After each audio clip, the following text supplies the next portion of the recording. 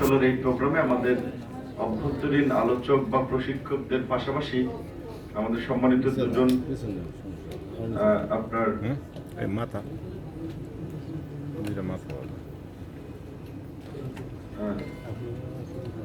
দুজন আলোচক, একজন আমাদের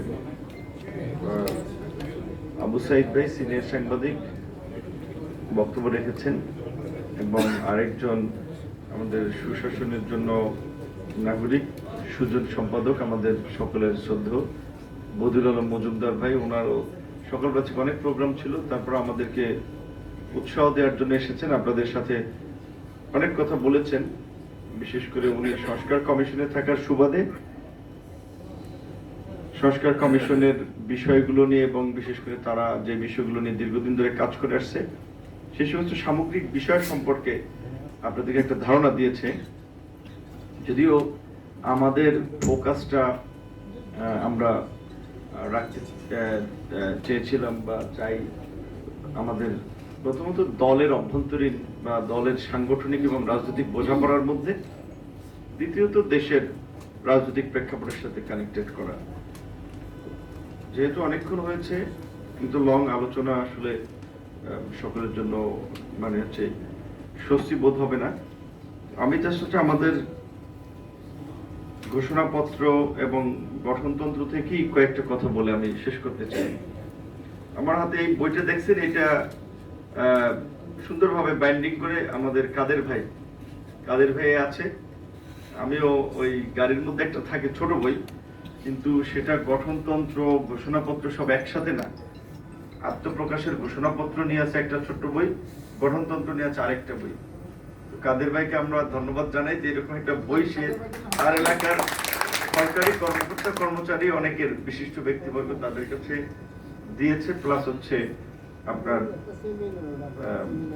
আমাকেও একটা কপি দিয়েছে, কয়েকটা কপি দিয়েছে।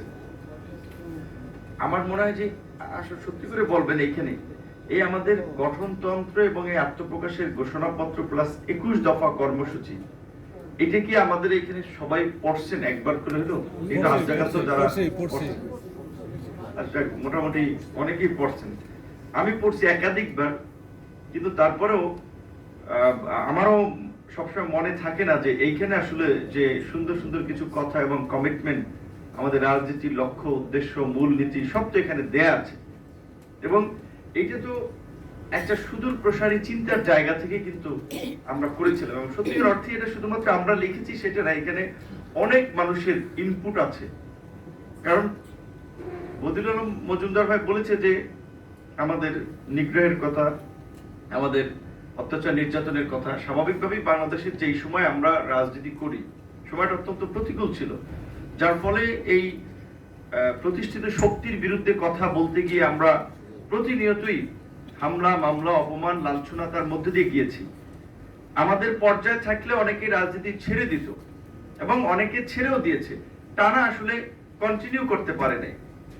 এমনকি উইথ ডিউ রেসপেক্ট বলছি, ধরেন বাবা মা তার সন্তানকে সবসময় বিপদ আপদ থেকে আগলে রাখতে চায় না। বিশেষ করে রাজনীতির এই 24-এর পূর্বে তো আমাদের তরুণরাই আই হেট পলিটিক্স জেনারেশন হিসেবে পরিচিত ছিল, কারণ সোশ্যাল মিডিয়াতে তাদের একটা পলিটিক্যাল ভিউ অপশন আছে, সেখানে লেখা থাকে অনেকেরই political view I hate politics. সেইখান থেকে আমরা যখন কাজ করেছি বিশ্ববিদ্যালয়ে শুরু থেকে অনেকে আমাদের সাথে থাকলেও শেষ পর্যন্ত কিন্তু মাঝে মাঝে অনেকেই নিষ্ক্রিয় হয়ে গেছে, চাকরিতে ঢুকে গেছে।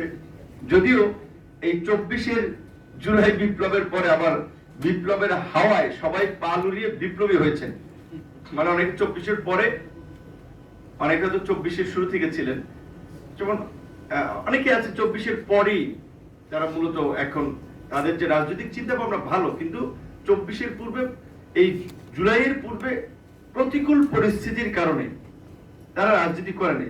যেমন এখন আমাদের যে উপদেষ্টা আসিফের মা একদিন আমাকে ফোন দিয়ে কিন্তু বলেছিল যে বাবা আমি তোমার পায়ে পড়ি, তুমি আমার ছেলেকে মুক্তি দাও।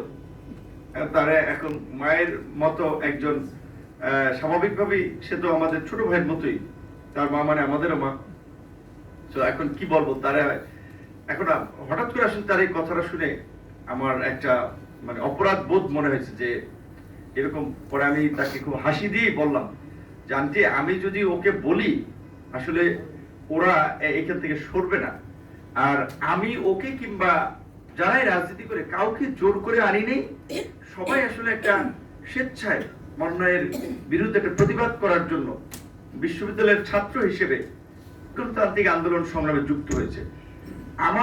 আমি বললে ওরা শুনবে না, আপনি যদি এটা বলেন বরং আপনি বাসায় গেলে বা বুঝিয়ে বললেন। তো এখন আসিফ উপদেষ্টা হয়েছে, তাহলে এখন ধরেন আসিফের মা বাবা দুঃসম্পর্কের আত্মীয় তারা সবাই প্রাউড ফিল করবে না যে আমাদের আত্মীয় কিংবা আমাদের গোত্রের লোক সেইটা হয়েছে।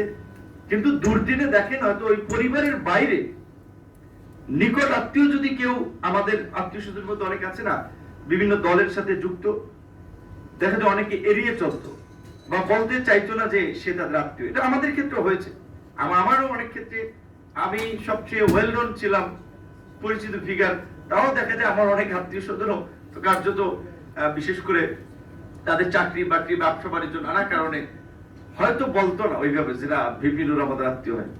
এইটা বাস্তব, এই দেশের নিয়ম, যেটা বলছে তেল মাথায় তেল দেয়।